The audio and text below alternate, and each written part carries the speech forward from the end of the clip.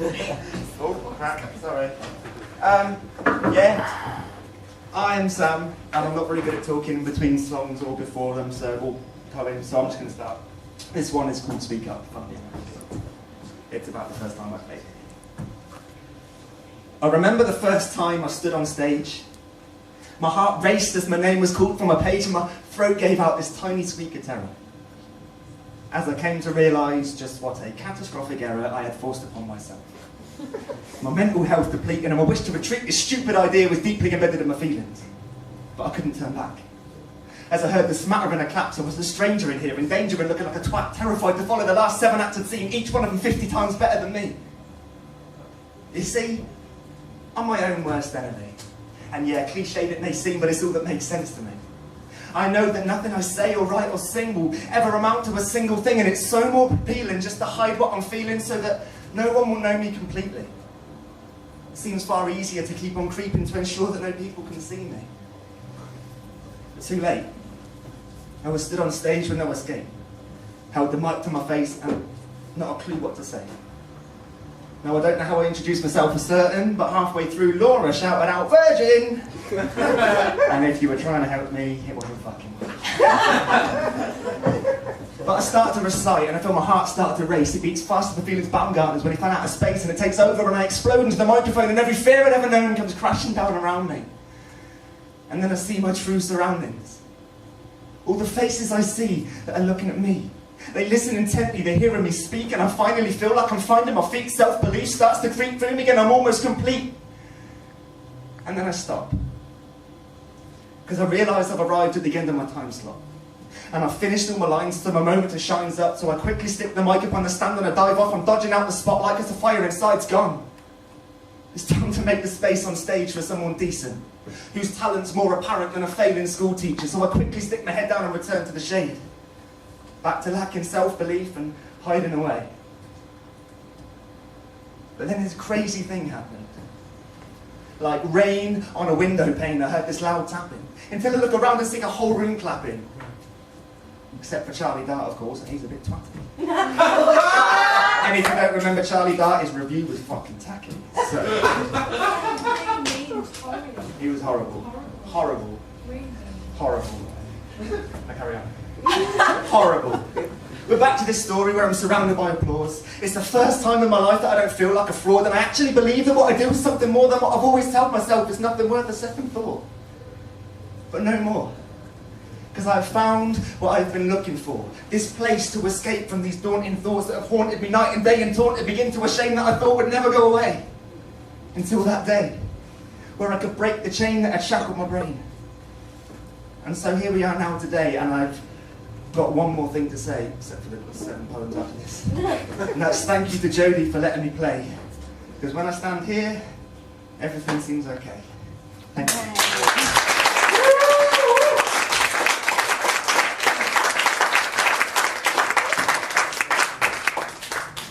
I like the summer, so this one's about the summer. I wasn't very good at talking.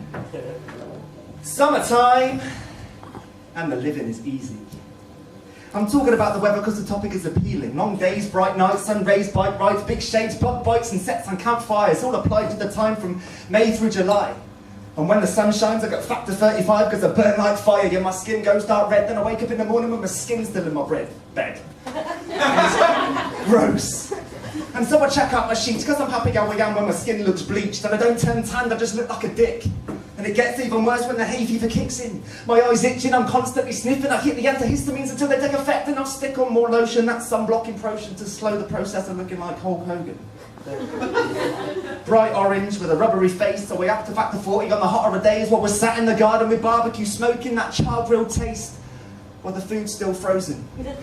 Neighbours complaining their washing's been coated, that scent from the burgers is cloaking their clothes, but it's okay. They're overreacting, the sun's coming out, so it's time to get cracking with road tripping, shotgun sitting, the windows wound down to the air's condition, that summer compilation, the CD rotating, the speakers vibrating, the noise resonating through streets in the sky, big beats, long drives, long rolls, many miles, 20 questions I spy.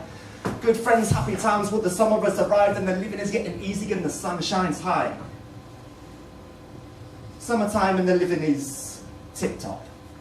The shorts and the t-shirts, the sandals or flip-flops with your white socks pulled up to the top. Yeah, it's just below the knees where my tan mark stops. Girls high-cut dresses and low-cut tops, walking about the town with their 6-foot jocks with the vest top tight and the white Reeboks. He's a typical dickhead who's always looking for a fight while you're just sat in a beer garden sipping. A pear copper burgers, it's so refreshing, or that bottle of Budweiser or Stella or cider or Pepsi and ice for the designated driver. Sitting about discussing what is ever on your mind, with that sun beating down from the pinnacle of high, but what's coming? Looming in the sky, all those clouds overhead, well they better pass by, because if the sun don't shine, well it's depressing, it's torture. Think I've got seasonal affective disorder and it's sad. It's driving me mad, and when it starts to rain, I feel terribly bland. I want to kill the weatherman because he lied about the weather. Now the sausages are soggy and the burger buns are wetter. Typical British summer, the storm clouds are forming. I guess we call this the dawning of global warming. Cool, thank you.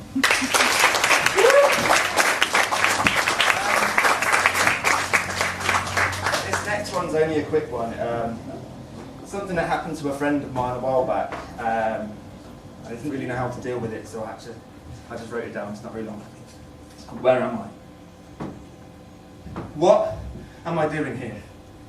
Where am I? Where's everyone gone?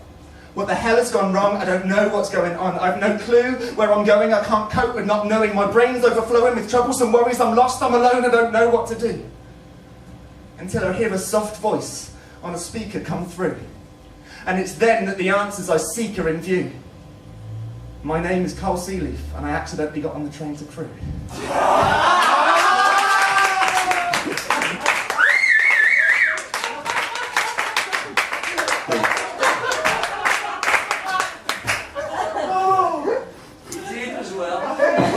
He did as well, it's a true story.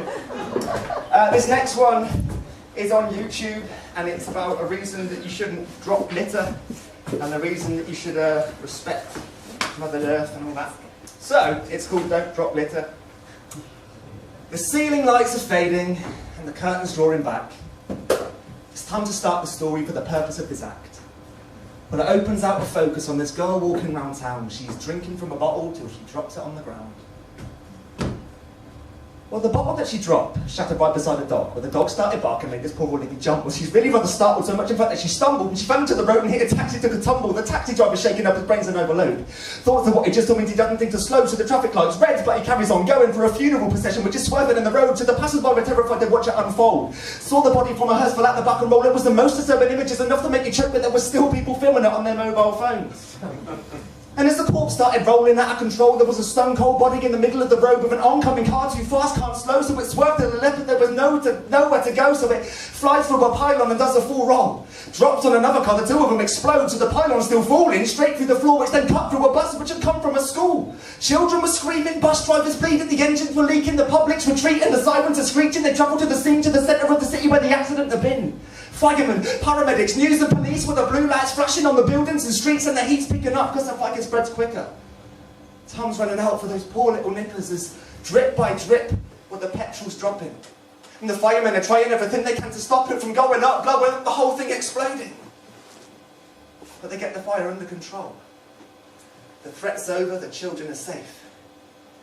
But then a danger's approaching, a bloke's on his way, and he's not got a clue of the carnage he'll make. As he finishes a cigarette, he flicks it away. More litter. Now in slow motion, the cigarette's spinning. But the kids don't stick it, so they're all still grinning, and the fire team are close to the bus with them in until someone starts screaming that the fire's relit. The flames start spreading, and they spread quite quick, with the firemen are headed for the death, but they know it, so they do what they can to help a few kids while they rip off the door of the bus and dive in. Try calming the kids down to get them off quick, marching them fast to the fire exit, but there's too many. The time's up because the bus explodes and the city's in shock, and there's people in tears, and some people drop to their knees as they're begging for the nightmare to stop. From the second it started, it went full throttle. And they say it all happened because of one drop bottle. Cool. Thank you.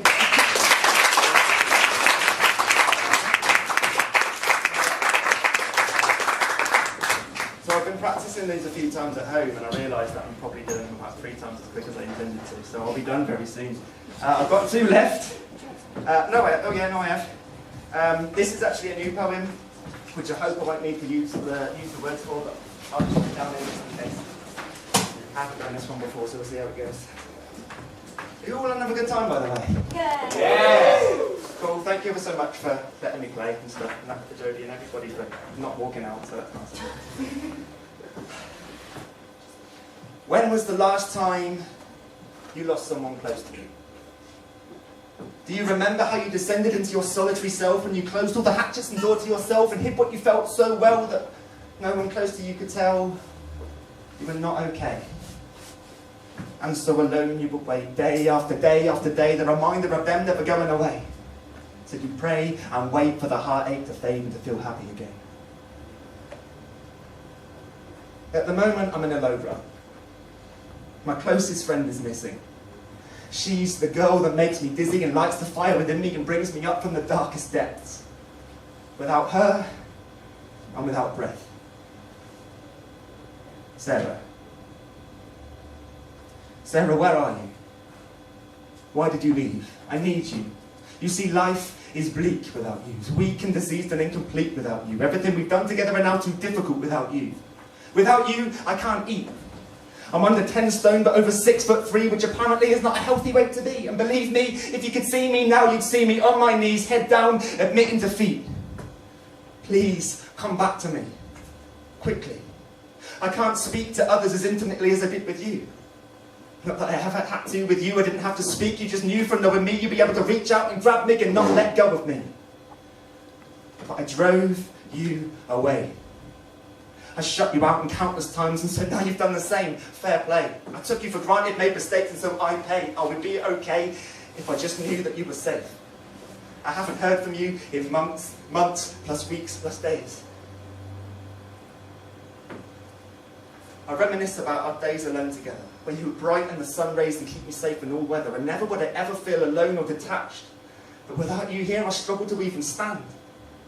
And so here I am, hoping that you'll appear as if part of a poorly planned, elaborate joke. And I wait for you to show, until eventually, you don't. Now I know it's not uncommon to lose touch or drift apart. And sometimes I can deal with it, but without you here, I can't. It's too hard. Since you've been gone, I seem to blame myself for all things that have gone wrong, even things that are not my fault. I can't cope. 1 second without you feels like days of being alone, with the thoughts and the worries overgrow, consuming my brain and taking control, and I know I need to get help. I know I can't help myself. I know me without you is a threat to my health. I know I need to rely upon somebody else. Skip a few months. Hey, how you been? So recently I've been speaking to a few people about you. And despite my pessimism and original doubts, they actually knew a lot about you. About who you really are and what you do, how it's not just me who relies on you, you who has been in the life since the day we were introduced. The day you came to me and whispered your name. Miss Sarah Tonin. If only I'd noticed. I could have had you back with me so many years ago instead of walking alone through woe after woe. If only I'd realised, if only I'd known that cognitive behavioural therapy and 80 milligrams of epideridone would dramatically lessen the effects of losing serotonin. Cool, thank you.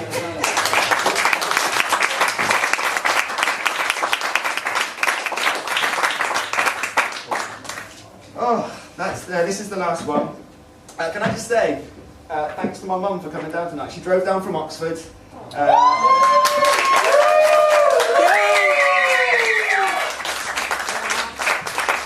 And she deserves exactly that round of applause because she's awesome. So she has to go home after this, which is a shame.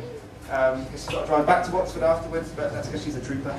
So anyway, it has been lovely having her. Speaking of which, I mean, this next poem is about growing up and what is really important when you're growing up and what has an effect on you. And this song is not a song. It was a song once, but now it's a poem, and it's called Raised by Computers. Here's a little truth about something I like to do. When I'm not writing poetry or teaching at school, and I've been doing it since my childhood and still do now more and more. It's not what you are thinking, though, it doesn't involve porn. No, it's all about computing. Collecting stars and shooting, racing cars and fake guitars is what I like to do in any second I've got spare, so my vision's rather square. And it started many years ago, though I still remember when we were kicking back with Golden Axe. Streets of rage and pack attack and track and filthy button bash. We're breaking the keyboard, all that pad, all those nights of staying at home, playing the games of parallax scrolling, nights of street fighting, merry olden days of playing Paperboy. And oh no, we cannot forget the rest, like Alter Beast in front of the Hedgehog or Shinobi in Tetris, Bubble Bubble, Double Dragon, Egg of the Dolphin, Bomber Man and Manic Miner over time became replacement childminders. Our generation, we never played with toys. Never went outside, now they fear our brains have been destroyed. We're not heroes, we're villains, we're drivers, we're shooters. Hardcore gamers, we're raised by computers. Meet George. Seems like a normal boy, just like me or you. He's quite unsure of the life he wished to pursue, and so he spent many nights locked awake in his room. He's playing Wolfenstein, Duke Nukem 3, Big and Doom, and he took pleasure in dismemberment. Drugging a blow up anything, he's running down pedestrians and murdering almost everything. It's a typical day in the life of the gamer, lost in the world with the violent behaviour, seen by the world as a total failure. And although, yes, later in his life, where there may have come a time when the thoughts of torture George has suffered finally broke his mind, and he clicked and snapped and began to attack all of the people running from him with machete in hands, and so the police took him down using force and aggression. Shot where he stood in possession of a weapon that he'd lost all his lives. He was out of the game, and with 2 innocent people murdered, they say computers were to blame. You see, I totally disagree. There's some things you haven't seen, like the torture George has suffered long before he was a teen, even longer before he'd even heard of Grand Theft Auto 3, many years before he'd play a game like State of Emergency, but the media used computers as a motive for the murders. George was skinning cats and dogs far long before he purchased his Commodore 64 and Amiga all the way up to the PS3, but the papers blame game industry, so please don't believe everything you read. And I'm sure all gamers will agree.